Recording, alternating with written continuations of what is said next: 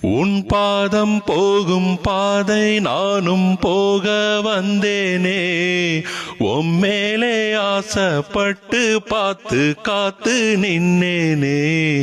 உன் பாதம் போகும் பாதை நானும் போக வந்தேனே, உம்மேலே ஆசைப்பட்டு பார்த்து காத்து நின்னேனே.